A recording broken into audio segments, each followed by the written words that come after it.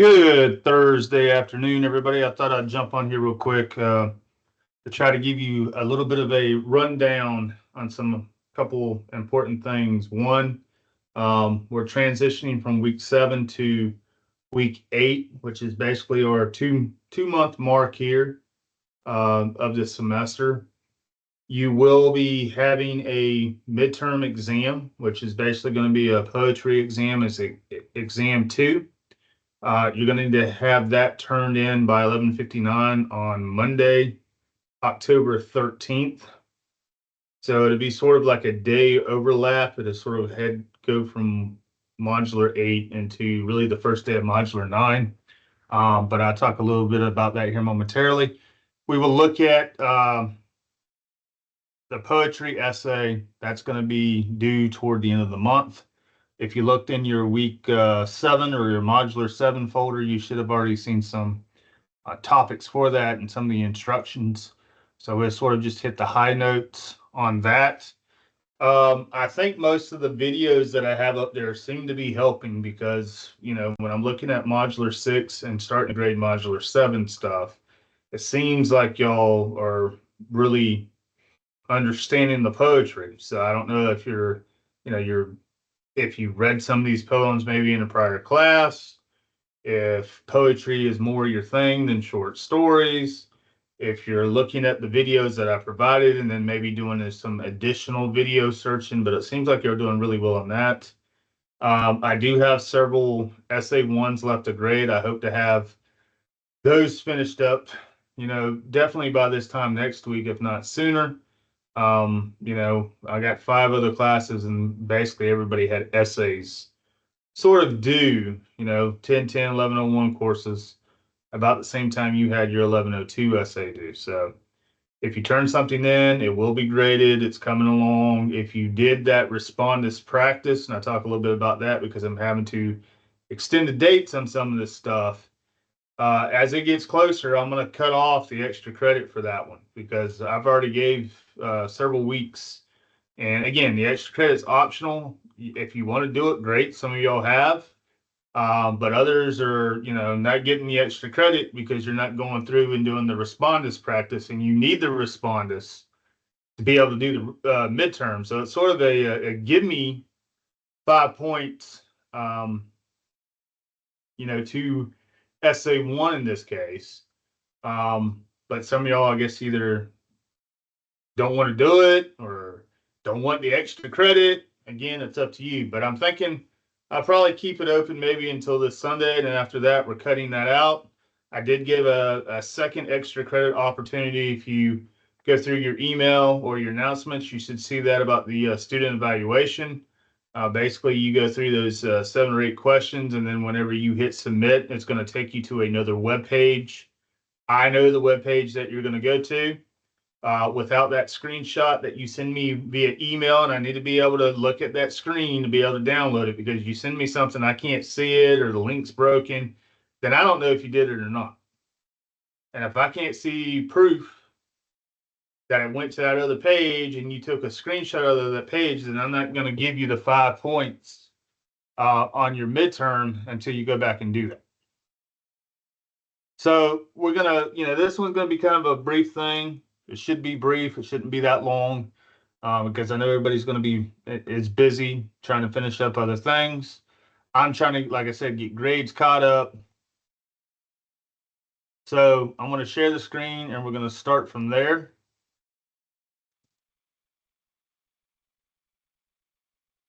All right, so you should be able to see, this is basically our course. If you go up to where it says welcome, click here, start here, or whatever, and scroll on down, you're going to find some information about respondus. You should be able to find some information in your simple syllabus, but you're going to find a lot of videos and a lot of various other things with respondus, where it talks about right here, respondus lockdown browser and monitor. You need to click that. If this is your first time using respondus, you need to go through some of these links and videos and whatever the case may be, because you're going to have to download the right respondus app to your particular device. Meaning if you're just using Windows, you need to follow this link. If you're using Chromebook, you need to follow this link. If you're using Mac, you need to follow that link. You can't use your cell phone. You can't use an iPad. So if you're trying to use a cell phone or iPad, it's not going to let you do it. So you're going to have to either have a laptop or a desktop. Now, and if you're doing this from home, obviously you're going to have working internet connections, a working web mic, and a webcam that need to be on during the 60 minutes. If I can't see you, right, if you don't have your camera on, then I'm going to automatically give you 0 on this thing because we need to be able to see you at all times during those 60 minutes. Now, when you first log in, if you do it right, it's going to bypass the whole need of asking the password or access code. I don't have the access code. I don't have the password. So emailing me about those two things is going to be a waste of your time and mine because I don't have it. I didn't put one in there. If you downloaded the right particular Respondus lockdown to your device, it will, basically bypass that crap. It wouldn't even ask you for that stuff. So if it's asking you for an access code or a password, then you did something wrong on your end. The only thing I can really do as it relates to the Respondus is I can download and grade your test. I have no control of what's going on with your computer. That's why I say you may want to get all your updates done before you actually decide that you want to complete Respondus, because once you start, you have to finish it in that one setting. There's no pausing. There's no, going away for a couple hours and then coming, because it's going to lock you down in that browser. You're not going to be able to go anywhere on the internet. You're not going to be able to pull up Microsoft Word. You're not going to be able to pull up any of your notes or the poems. You're going to have to, that's why I gave you that study guide the last couple of weeks to sort of go through and really know this stuff, because once you pull it up, you're locked down into the test until you are finished. So you want to make sure that you have working internet. You want to make sure you have the working web mic and webcam. You need a Coastal Pine student ID or an ID or a driver's license that shows your face and your name. Because once you log in and have your camera and everything turned on, it's going to ask for a picture ID, and then it's going to ask for a live picture of you. And then it's probably going to, want you to do a 360 camera view of your room just to make sure you don't have any, things that could be considered red flag cheating material. Because if it thinks that you're cheating, it will automatically shut your exam down and give you a 0. And of course, I will have the recording of that, and I will go back and watch it and use that as evidence and proof if need be. Again, if you don't have your webcam on, once you start, I'm going to give you a 0 because we need to be able to see you. It's going to cover really modular 6, 7, and 8 poetry. So I think we're reading 2 poets a week, so it's going to be over the 6 poems that we've read.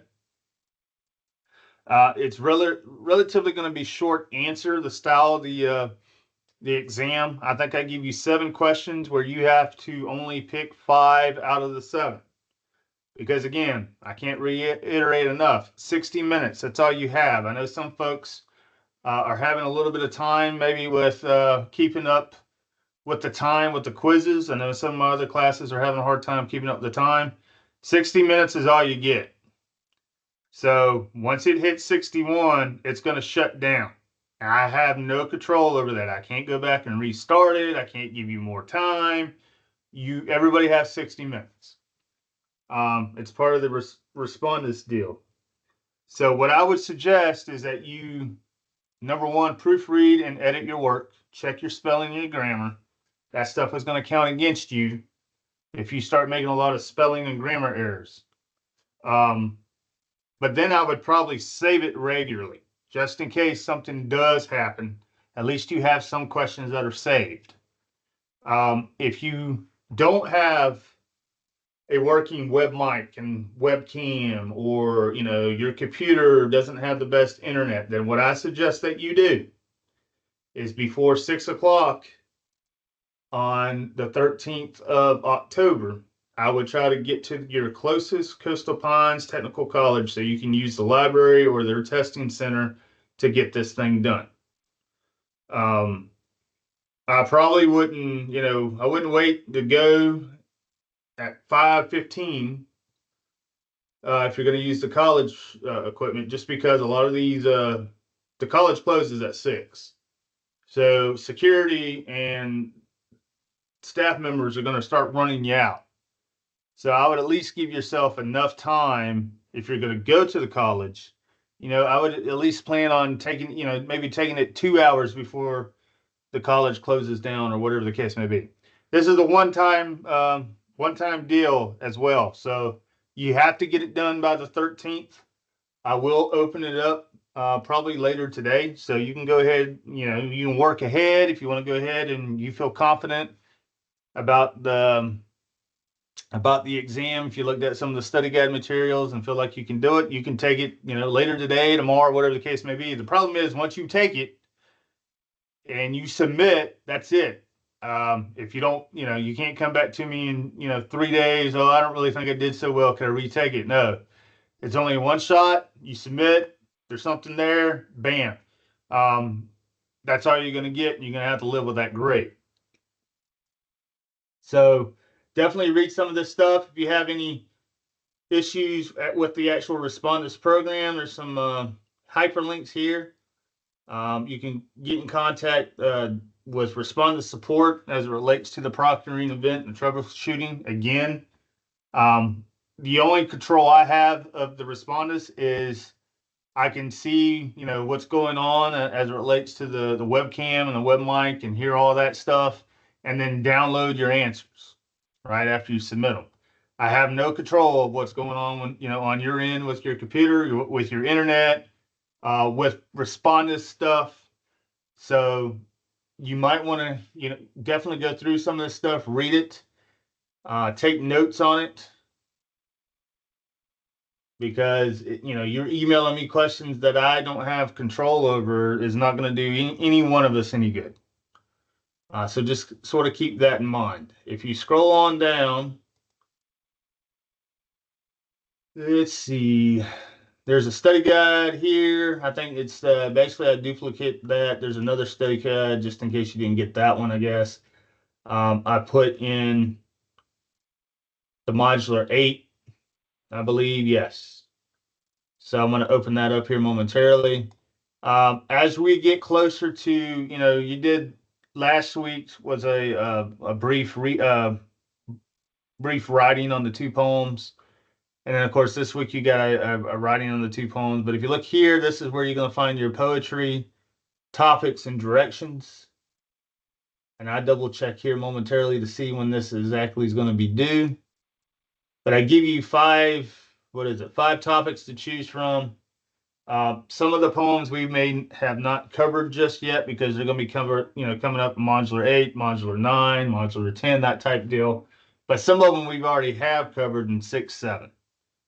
So you might want to go through and start picking out which one you would like to basically write your poetry essay on. This one needs to be, it's going to be more or less in the style of compare and contrast. Because you're going to, each one of these poems or each one of these topics has a couple poems to sort of compare and contrast. So it says the selected poems focusing on each topic's themes, techniques, and perspective. Your analysis should be thorough, well organized, and supported by textual evidence, which is basically quotations from your poems. So this particular paper needs to be 5 to 7 pages in length, or 1,250 to 1,750 words, plus a works cited page. So the works cited page really needs to go on another, if you end on page 7, let's say, your works cited page is on page 8. If you end on page 5, your works cited page is on page 6. I know some of y'all were getting that sort of confused with essay 1. The same deal, you're still using the same MLA 9 essay format. You don't necessarily need to use additional sources. Like you don't need to go to Galileo or some of the EBSCO or some of these databases or get books. I mean, if you do, please make sure that you cite them properly, that you also include them on the works cited page if you do quote throughout your particular essay. Because our next essay will deal with drama, and that will be the research paper. And that's pretty much going to happen, in November, because that's going to be our last unit. And that's going to really lead us up into our final exam. And, the research paper would be sort of like your big essay for that particular genre that we're going to learn. So, again, 5 to 7, that's really what I mean. 5 to 7, I don't mean 3 pages, and I don't mean 10 pages. I mean 5 to 7.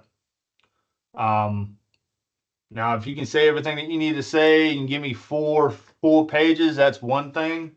But if you just write me a 2-page paper, you're not going to get a good grade on it. And if you write me a 15-page paper, I'm not going to be too pleased about it because that's more I got to read. And you didn't really follow the link when it says 5 to 7 pages. Make sure that you're using Times New Roman 12. Don't be using some kind of funky font. I can tell what font size that you're using. I can tell if you're double, triple, or not double or triple or spacing whatever that you need to be, because some of y'all are you're basically losing points on format, which that should be really the give me. Just like running it through a spell or grammar check, you should be not losing those points, because I know a lot of y'all, obviously you have Microsoft Word or spell and grammar check on there. Some of y'all use Grammarly or some of these other grammar apps. You really shouldn't be losing points for spelling and grammar at a sophomore level college English class. So let me see when this is going to be due. And probably what I'm going to do is go ahead and open up Modular 8.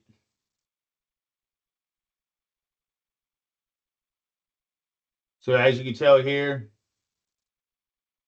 you do have a Modular 8 assignment. That one's actually going to be due on the 19th. It's really a true-false quiz over the 2 poems here. The midterm is right here. And I'm going to need to make that a respondus event, it seems.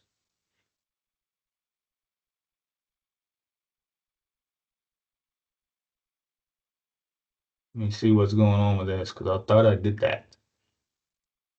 Blackboard can be kind of tricky at times. All right, let me see.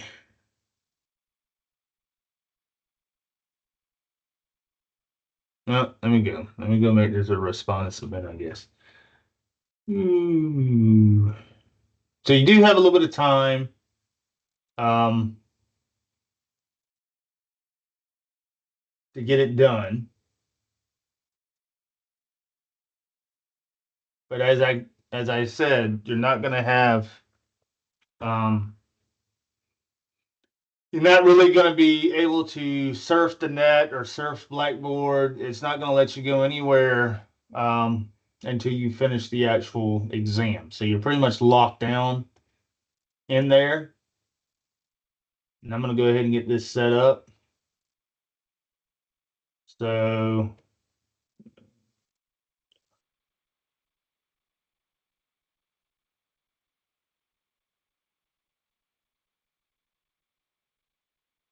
we can all see what's going on here. Again, I wouldn't recommend it's not going to let you with an iPad or a cell phone. And even if you could get through with that, that would be really a pain to try to type out on a cell phone or an iPad of how this thing is going to be set up. So I wouldn't even, attempt to entertain that.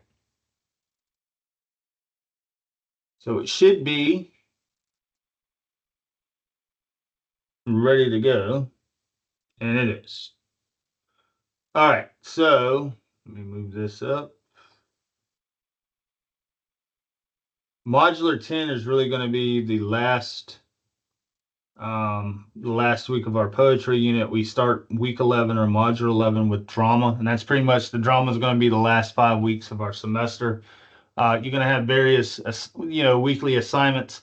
But as we get closer to Thanksgiving, you're going to be mainly just working on your research paper for drama and starting to prepare for the final exam, which should just be drama exam, exam 3. But there's going to be more about that as the weeks move along.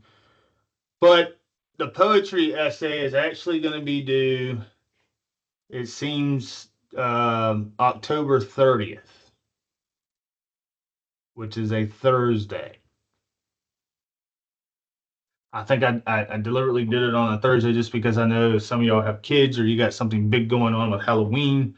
I didn't necessarily want to take up too much of that weekend leading into Halloween, so that's why you didn't have a due on the 2nd of November. So that's the reason why I did the 30th.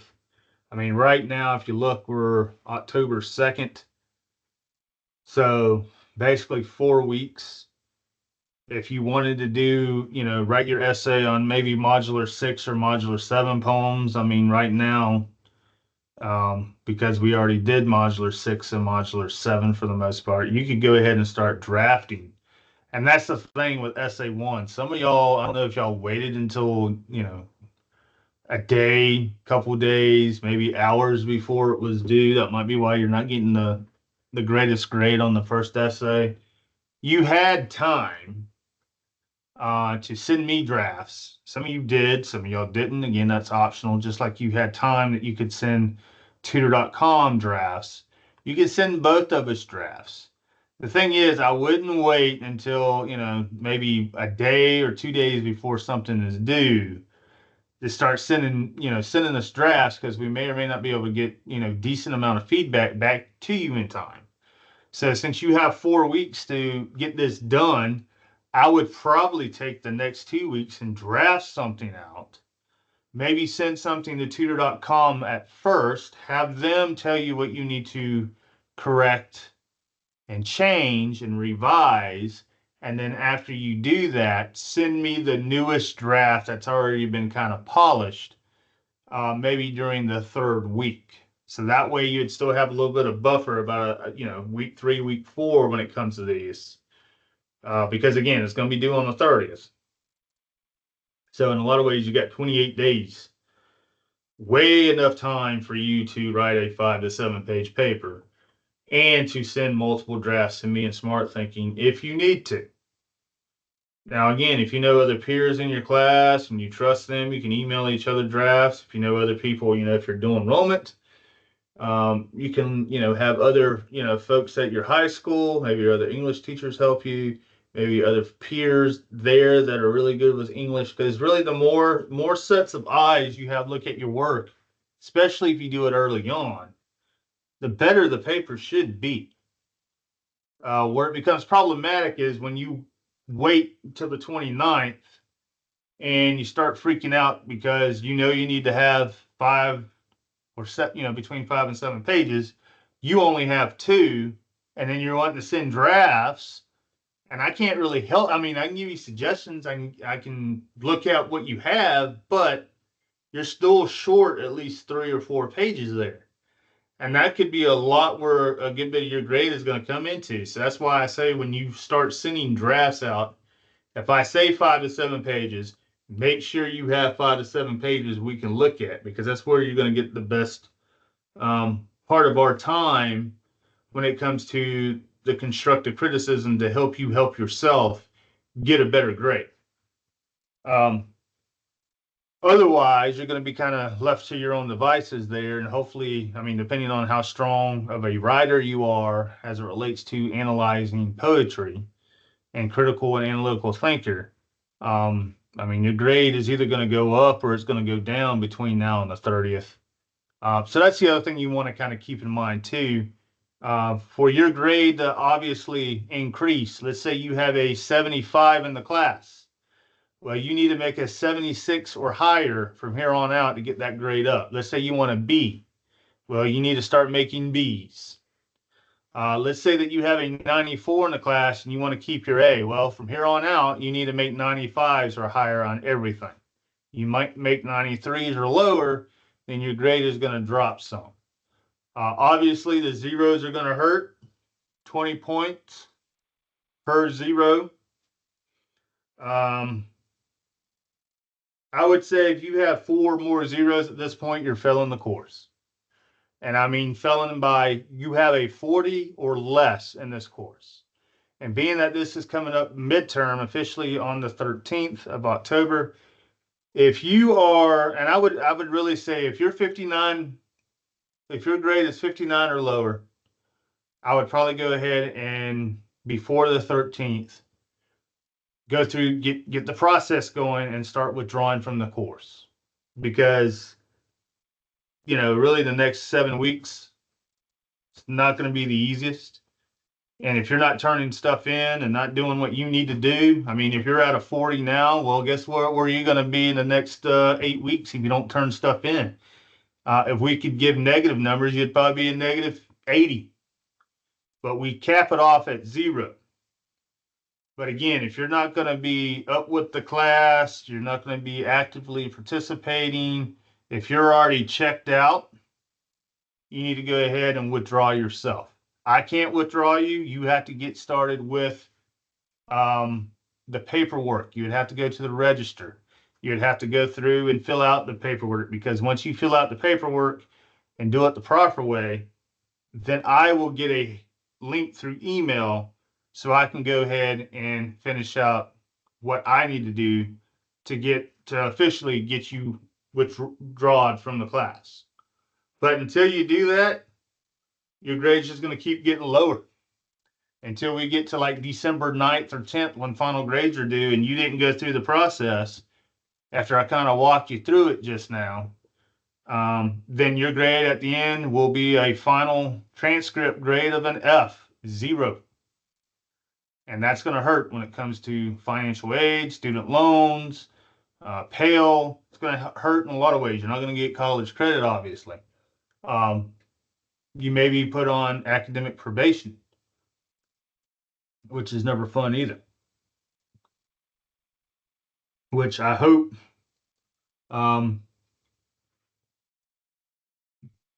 we don't have any of that going on. But I will tell you kind of where we are with grades as it relates to this class. Let's see. We got 2 people with A's. We got 1 person that has a 0. We have 1 person that has a C, 1 with a B, another with a C, 2 more A's, 1 that has a 24, 1 that has another low B, another A, another B, another high A, high B, somebody that has a 23, somebody that has a low A, 2 more sort of high B's, another low A, another B, somebody that's got a 64, and 1 more that has an basically a low A. So what I'm getting at is the person that has a 0 because they only did the first assignment during week 1, I would probably drop, because there's no way you're going to pass this class now. The person that's got the 24, you might want to start doing some soul searching, because you have 3 assignments that you have not done. There's probably more. The person has got it, the other 20, somebody's got the 24. The other person's got the 23. Again, you're missing more than 3 assignments. And they're the big assignments, right? The fiction essay you didn't do. Let's see. I don't even think you did. You didn't do the fiction exam. So, I mean, right there, you're just wasting your time just staying in the class, not doing anything. So, I mean, if you want to waste somebody's money, go ahead. But if it was me, I wouldn't want, and especially if you got other things going on, right? If you got other classes, you're failing this one. In the next 8 weeks, even if you got 100 on everything, it wouldn't pull you to a 70. So why waste your time? Why waste everybody's time and stay in the course if you're not doing the work? Might as well just go ahead and get yourself withdrawn and, take this class again in the spring when it's another 15 weeks. Um, all right. Like I said, I'm gradually trying to get through grading the modular 6, modular 7. I'm also trying to get your essays graded. So you should have at least your essays graded, and hopefully most of modular 6 graded by this time next week. There's going to be a little overlap here because a lot of the grades are starting to come in, like I said, in all my classes. So just know if you turn it in, you will get graded. The other thing is, like I said, make sure that you are keeping up with the time limits on these quizzes and on these tests and stuff, because with the respondents, if you email me and say, hey, my time ran out, can you reopen it, or can I email it to you, or whatever the case, you're not going to be able to do that with respondents. It hits 61 minutes and there's nothing saved, it's going to shut down and automatically grade it as a 0. Even if it does hit 61 minutes and you do save it, I can only grade whatever's submitted. So if you're supposed to answer 5 out of 7, you only answered 2. Well, clearly you're not going to be making probably even a D at that point because you only answered 2. And based out of those 2, how well did you do there? So that's why I say you might want to be mindful of time. There's a reason why we do these time quizzes and time exams. One, it's to see how well you can work under pressure. And 2, so you don't start going wandering around and looking at various places, like Spark Notes, or typing it into Copilot or Gemini or some of these other AI sites. Because if you can find them, we can find them. And we can also start checking for AI a little bit. And I might start doing that a little bit more as it gets closer to the research paper, because that's usually where I see most of it. I have busted a few people for plagiarism within the last few weeks. Keep in mind, using AI or, plagiarizing a paper, first offense, 0. I will have the proof. I will show you the proof. You are foolish enough to do it again because that 1-0 just wasn't enough. Second time, you automatically fail the class no matter what your grade is. Again, I will have the proof. But for the second time, we're going to have to take a trip to Waycross. We're going to be on a panel.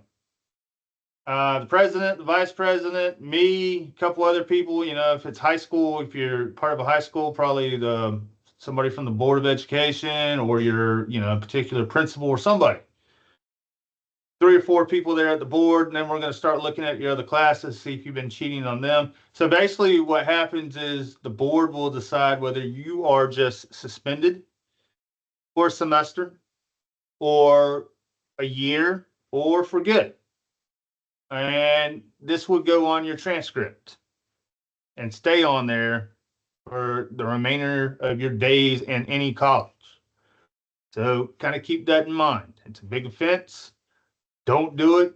When in doubt, if you need help citing, or, if you need help with how to make sure that you're not using AI unethically or plagiarizing, reach out to me, reach out to a librarian. They usually know a lot about this stuff. Or, talk to some English teacher. If you're doing enrollment, talk to some English teacher there at your local high school. All right, I'm going to leave it at that. I hope y'all have a good rest of week 7. It's starting to feel like fall again. So maybe the weather will hold up. I know it looks like it might be raining later this weekend. I hope you have a great week 8 and good luck on the midterm before 11:59 on the 13th of October. I will talk to you soon.